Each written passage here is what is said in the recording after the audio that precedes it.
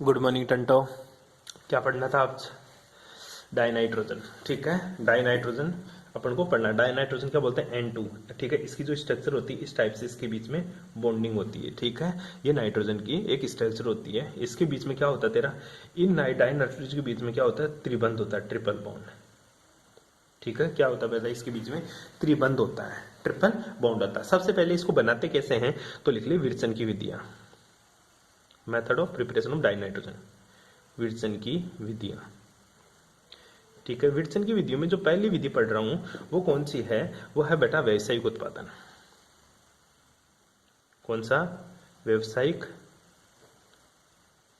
उत्पादन। ठीक है, कि व्यवसाय के लिए इसको कैसे उत्पादन करते हैं। जैसे तू डाइनाइट्रोजन की बोतल लेके आता, लेब के अंदर पड़ी तेरी डाइनाइट्रोजन की बोतल, तो गुरुजी वो आई कहां से, कहां बनाया उसको? ऐसा तो नहीं है कि तू लेब के अंदर डाइनाइट्रोजन गैस बना देगी। तो व्यवसाय के लिए कैसे बनाते हैं?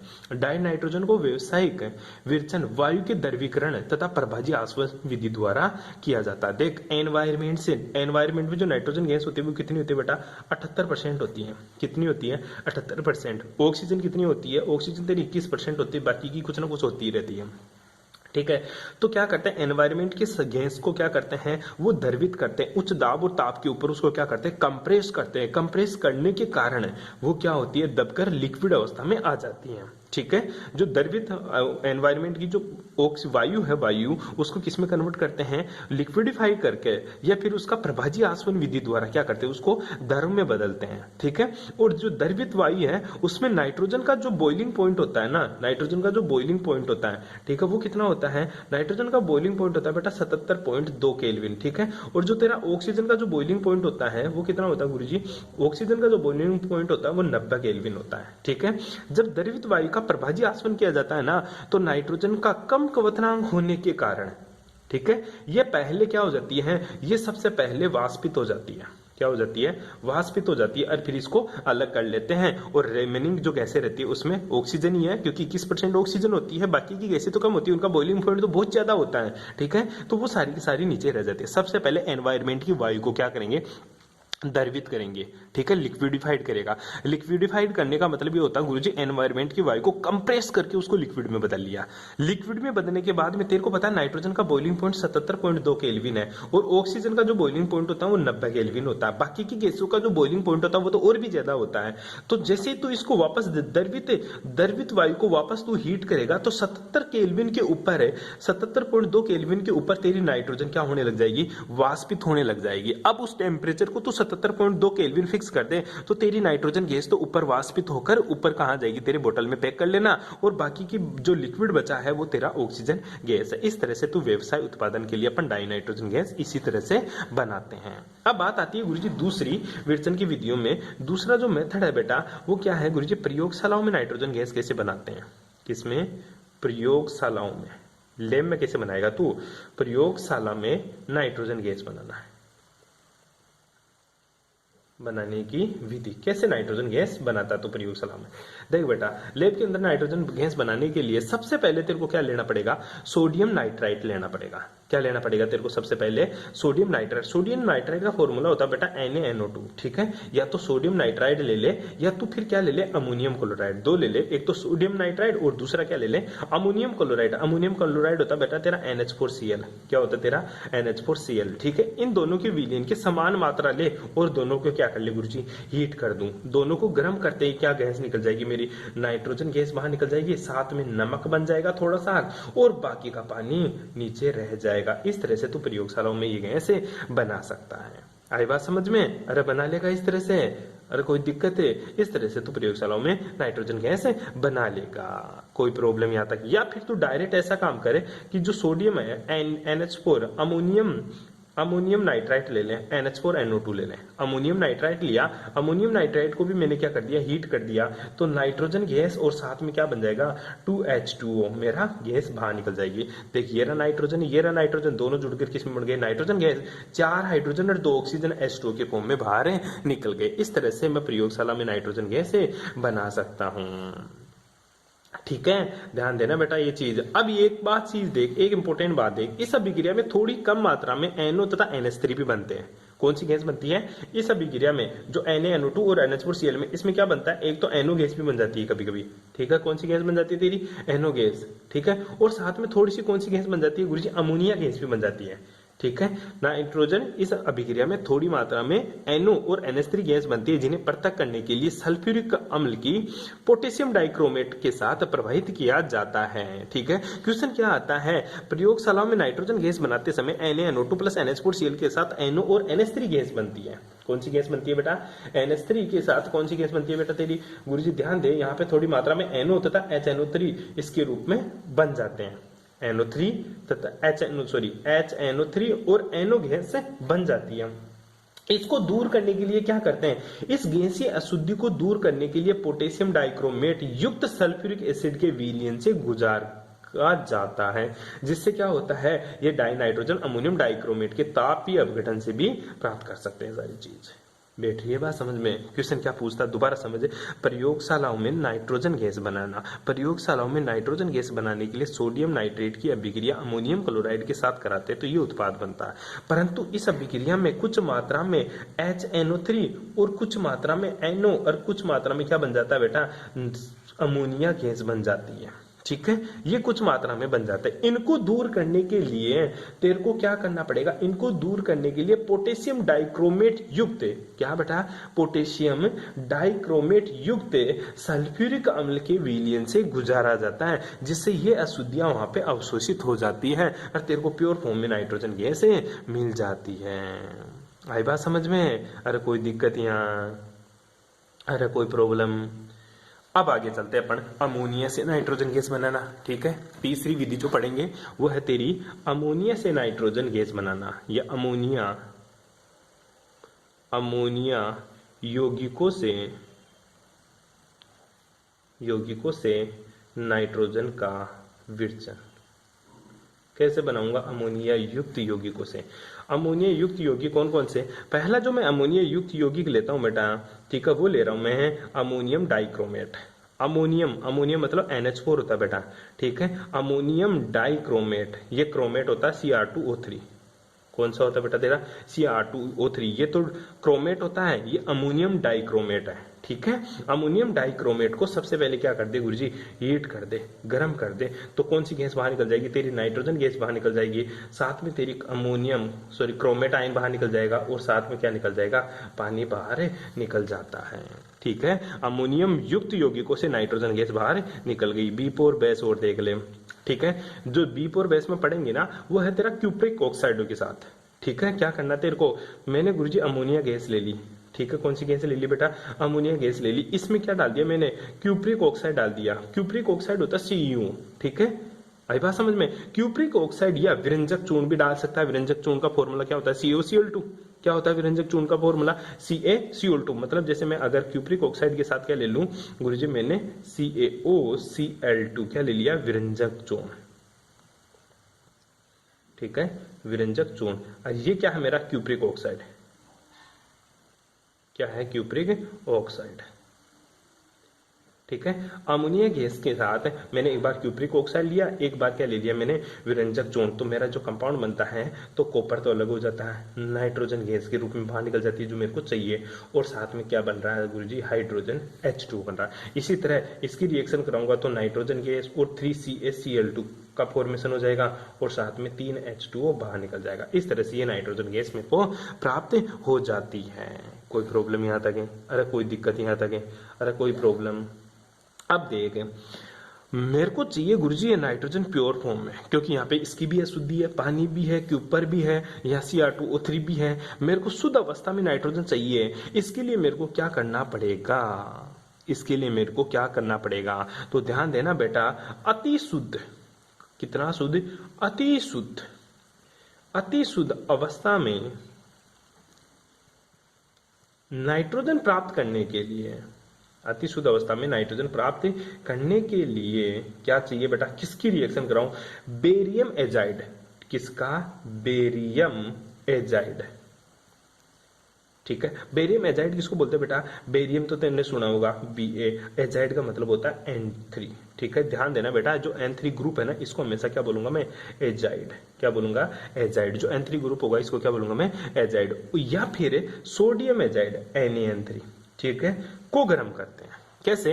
अगर मैं BaN3 को गर्म करूं या फिर NaN3 को गर्म करूं, दोनों को अगर मैं हीट करूंगा गुरुजी, क्या करूंगा? हीट। तो ध्यान देना बेटा जी, जो बेरियम है ये तो अलग मिल जाएगा मेरे को, ठीक है। ये बेरियम तो क्या मिल जाएगा मेरे को? अलग मिल जाएगा। और मेरा सोडियम भी क्या मिल जाएगा मेरे को? अलग मिल जाएगा। और साथ में क्या निकल जाएगा गुरुजी? 3 नाइट्रोजन गैस बाहर निकल जाएगी। इसको 2 से गुणा कर दे, इसको भी 2 से गुणा कर दे, ठीक है। 3 नाइट्रोजन गैस बाहर मिल जाएगी। ये तेरे को बिल्कुल प्योर फ्यूम में मिलेगी, शुद्ध अवस्था में। कौन सी अवस्था में मिलेगी? शुद्ध अवस्था में। तो क्वेश्चन क्या पूछ लेता है? अति शुद्ध अवस्था में नाइट्रोजन प्राप्त करने की विधियां लिखो। अति शुद्ध अवस्था में नाइट्रोजन प्राप्त करने के लिए बेरियम एजाइड और सोडियम एजाइड को तापित करने पर या गर्म करने पर मेरे को अति शुद्ध अवस्था में नाइट्रोजन, मतलब बिल्कुल प्योर फॉर्म में क्या मिलता है? नाइट्रोजन गैस की प्राप्ति होती है। आई बात समझ में? क्वेश्चन क्या पूछ लेता है कि क्या होता है जब बेरियम एजाइड और सोडियम एजाइड को गर्म किया जाता है तो कौन सी गैस प्राप्त होती है? क्वेश्चन ऐसा भी पूछ लेता है, क्या होता है जब बेरियम एजाइड और सोडियम एजाइड को गर्म किया जाता है? तो आंसर एक ही लिखेगा, बेरियम एजाइड और सोडियम एजाइड को गर्म करने पर अति शुद्ध अवस्था में नाइट्रोजन गैस प्राप्त होती है। कोई दिक्कत यहाँ तक है? ठीक है। उसके बाद में अपना जो टॉपिक चलेगा बेटा, डाइनाइट्रोजन के भौतिक गुण, physical properties of dinitrogen. Dinitrogen के भौतिक गुण, ठीक है। फिजिकल प्रॉपर्टीज ऑफ डाइनाइट्रोजन, कौन कौन से इसके भौतिक गुण हैं वो देखिएगा एक बार के लिए। किसके? डाइनाइट्रोजन के लिए। पहला जो भौतिक गुण होता है बेटा, ये क्या होती है? ये रंगहीन, कलरलेस, गंधहीन, टेस्टलेस, ठीक है, स्वादहीन। अरे गुरुजी स्वादहीन को बोलते हैं, टेस्टलेस को, ऑर्डरलेस बोलते हैं गंधहीन को। कलरलेस, ऑर्डरलेस, टेस्टलेस क्या होती है गुरुजी? गैस होती है। क्या होती है? गैस। दूसरा पॉइंट, ठीक है। 2 समस्थानिक पाया जाता है, 2 समस्थानिक। समस्थानिक कितने पाए जाते हैं? 2। एक तो नाइट्रोजन है, नाइट्रोजन गुरुजी 14 की फॉर्म में मिलेगा, एक नाइट्रोजन 15 की फॉर्म में पाया जाता है। इसके 2 आइसोटोप है, नाइट्रोजन 14 और नाइट्रोजन है 15 है। नाइट्रोजन और लगाना, 7 और लगा लेना, ठीक है। 2 इसके आइसोटोप पाया जाता है, ठीक है। इसकी जो डेंसिटी होती है, तीसरा, इसकी जो वेपर डेंसिटी होती है, वेपर डेंसिटी कितनी होती है बेटा इसकी? इसका वाष्प घनत्व 14 होता है। कितना होता है बेटा? 14 होता है। इसका जो वेपर डेंसिटी होती है, इसकी कितनी होती है गुरुजी? 14 होती है। कितनी होती है? 14 होती है।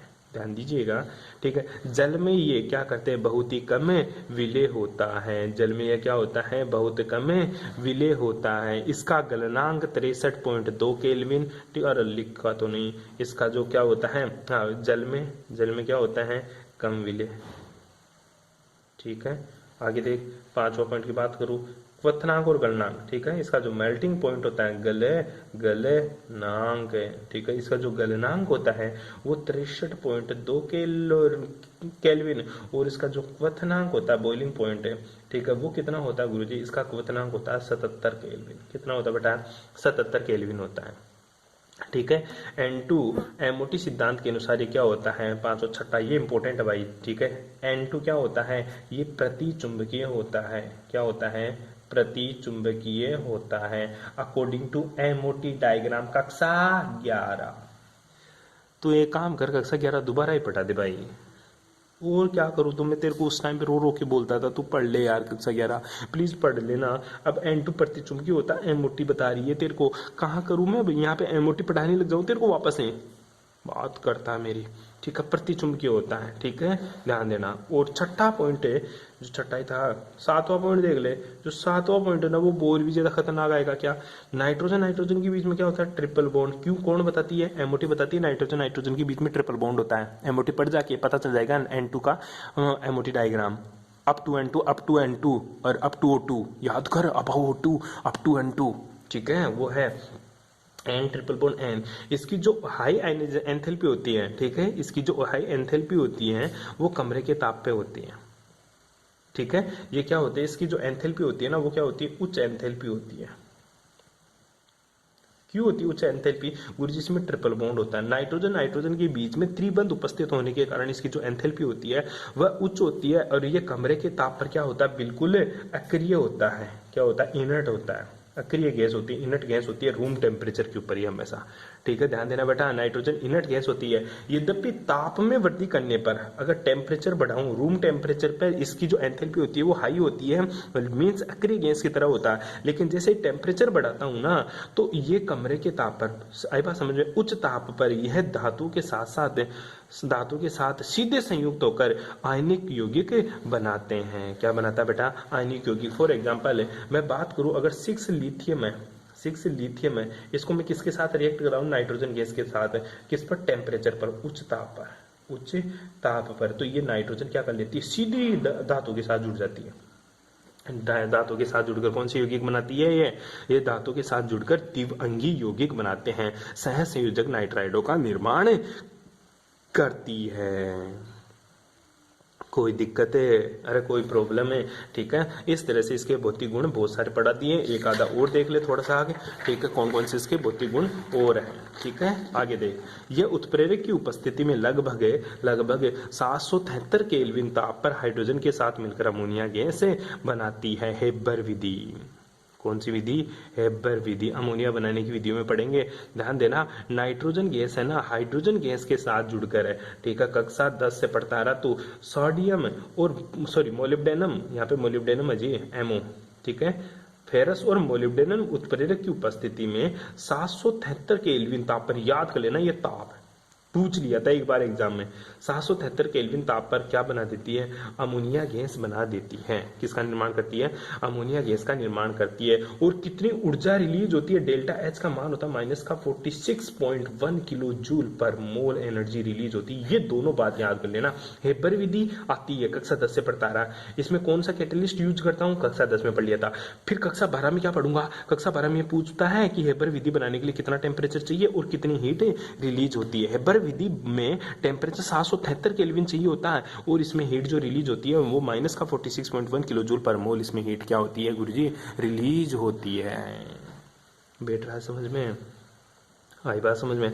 आगे देखें 8वां पॉइंट, 7वां पॉइंट, 6वां पॉइंट जो भी है, नाइट्रोजन केवल उच्च ताप पर लगभग 200 केल्विन 2000 केल्विन पर डाइऑक्सीजन के साथ संयुक्त होकर नाइट्रिक ऑक्साइड का फॉर्मेशन करती है। नाइट्रोजन जो गैस है ना टंटो, ये ऑक्सीजन गैस के साथ कब रिएक्ट करती है, जब तू तापमान कितना रखेगा, लगभग 2000 केल्विन ताप रखेगा ना, तब जाकर तेरी नाइट्रोजन एनओ गैस का निर्माण करेगी। ठीक है, इसको बोलते हैं नाइट्रोजन मोनोऑक्साइड या नाइट्रोजन ऑक्साइड। कौन सी गैस का निर्माण करती है, नाइट्रोजन मोनोऑक्साइड का निर्माण करती है। कब है, जब तू 2000 केल्विन ताप देगा, 2000 केल्विन, हाँ 2000 केल्विन ताप पर ये ऑक्सीजन से रिएक्ट करती है, अदरवाइज करे ना ये तो। अच्छा यही बात है। अरे टंटो, अगर ऐसे ही रिएक्शन कर जाती ना नाइट्रोजन गैस ऑक्सीजन के साथ है, तो तेरी एनवायरनमेंट में एनओ ही एनओ पड़ी हुई होती, क्योंकि नाइट्रोजन बेटा तेरी 28 कितना परसेंट, 78% नाइट्रोजन और 21% नाइट्रोजन सफिशियंट है दोनों, और दोनों एनओ गैस बन जाती है। ये क्या होती है, विषैली होती है। अब तक तुम मर जाता कब का ही। क्यों, नाइट्रोजन गैस अगर सामान्य ताप और दाब के ऊपर ये ऑक्सीजन से रिएक्शन करने लग जाए ना, तो एनओ गैस बन जाती है, जो कि क्या होती है, मेरी विषैली होती है, जो कि मेरी क्या होती है, विषैली। ये बनने के लिए जरूरी है 200 केल्विन तापमान, 2000 केल्विन तापमान। अगर 200 भी है ना, तू है ना कभी जला देता है ना किसी चीज को, जैसे तेरे आग लग जाती है, तो वहां पे भी 2000 केल्विन तापमान नहीं होता। अगर आग लगने से 2000 केल्विन तापमान हो जाए ना, तो वहां पे नाइट्रोजन मोनोऑक्साइड बन जाएगी, जो बहुत ज्यादा विषैली होती है, वहां के लोग तो मर जाएंगे। तो 2000 चाहिए, कितना चाहिए, 2000। समझ गया। आजा उपयोग नाइट्रोजन गैस का, तू क्या उपयोग करता है पहले तो ये बता, तेरी जिंदगी में बता नाइट्रोजन गैस का क्या उपयोग है। ठीक है, पहले सुन ले नाइट्रोजन गैस के उपयोग। ठीक है, कुछ नहीं है, कैल्शियम साइनाइड CaCN का होल थ्राइज के निर्माण में नाइट्रोजन गैस का प्रशीतक के रूप में, क्रायोजेनिक सर्जनिक के रूप में, बहुत सारे अक्रिय वातावरण उत्पन्न करने के रूप में नाइट्रोजन गैस का उपयोग करते हैं। नाइट्रोजन गैस के उपयोग आप बुक से पढ़ोगे, BWK, कहाँ से पढ़ोगे, बुक से। इसका बहुत ज्यादा उपयोग है बेटा, अक्रिय वातावरण उत्पन्न कर देगा, ये प्रशीतक के रूप में इसका उपयोग करता है। जरूर नाइट्रोजन का उपयोग नहीं करता, बिल्कुल ठंडा करने के लिए किसी चीज को। ठीक है, ये किसका उपयोग करते, तो नाइट्रोजन का यूज करता है। कर लेगा क्या, अरे सच्ची सच्ची बता तू नाइट्रोजन वाला कर लेगा कि कारनामा। ठीक है, आगे पढ़ेंगे अपन अमोनिया। क्या पढ़ेंगे? अमोनिया। वो पढ़ेंगे अपन नेक्स्ट क्लास में। कौन सी क्लास में? नेक्स्ट क्लास में। Thanks for cooperation.